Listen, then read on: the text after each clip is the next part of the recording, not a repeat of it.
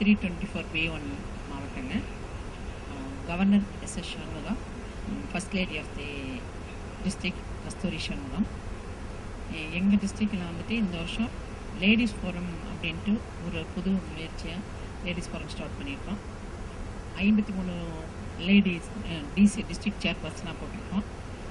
எல்லாத்துக்கும் ஒரு போர்ட்ஃபோலியோ கொடுத்து நல்ல விதமாக பண்ணணும், லேடிஸ் வந்து முன்னே கொண்டு வரணும் அப்படின்ட்டு எங்கள் கவர்னர் வந்து அதுக்கு நல்ல ஒரு முயற்சி எடுத்து செய்ய சொல்லியிருக்கிறாரு.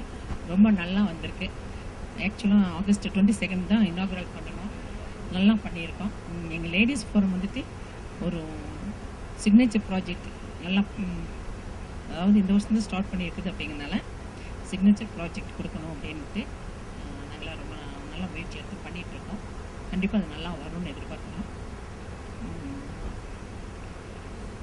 இனி மறுபடியும் சொல்லப்போனால் இந்த வருஷம் லைன்ஸ் எங்களது லீடர்ஷிப் பில்டிங் கட்டணுன்ட்டு ஒரு ப்ராஜெக்ட் வச்சுருக்கிறாரு எங்கள் கவர்னர் எஸ்.எஸ். ஷண்முகம். கோத்தகிரி ஊட்டி சைடே இடம் வாங்கி பில்டிங் நல்லா பண்ணணுன்ட்ருக்கோம். அது கூட வந்துட்டு பார்த்திங்கன்னா ஃபேஸ்புக்கில் வந்துட்டு இன்டர்நேஷ்னல் அவங்களோட இதில் போய் ஒரு பேஜ் புக் பண்ணி ரிஜிஸ்டர் பண்ணி எங்களோட 324B1 டிஸ்ட்ரிக்டோட அனைத்து ஆக்டிவிட்டீஸும் அதில் வர மாதிரி பண்ணியிருக்கோம்.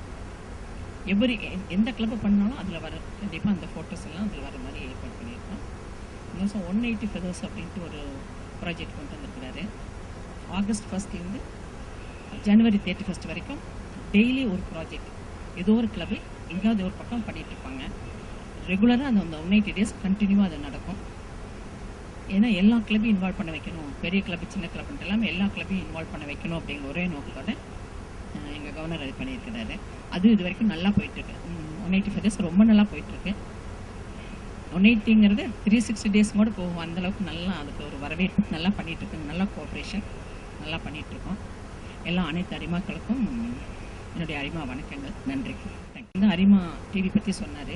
உண்மையாலுமே ரொம்ப சந்தோஷமாக இருந்தது அது கேட்குறக்கு. ஏன்னா 12 டிஸ்ட்ரிக்டினோட எல்லா ஆக்டிவிட்டீஸும் நீங்கள் கொடுத்தீங்கன்னா அதில் கண்டிப்பாக எல்லாமே நம்ம அரிமா சம்மந்தப்பட்டது எல்லாமே வரும்னாரு. இது வந்துட்டு நம்மளோட இமேஜ் வந்து நல்லா கிரியேட் பண்ணுறதுக்கு ஒரு நல்ல ஒரு சந்தர்ப்பம். இது எல்லாருமே அதை உபயோகப்படுத்திக்கொண்டு இதை வந்துட்டு நல்லா செஞ்சுட்டு அரிமா டிவிக்கு எங்களுடைய வாழ்த்துக்கள், நன்றி.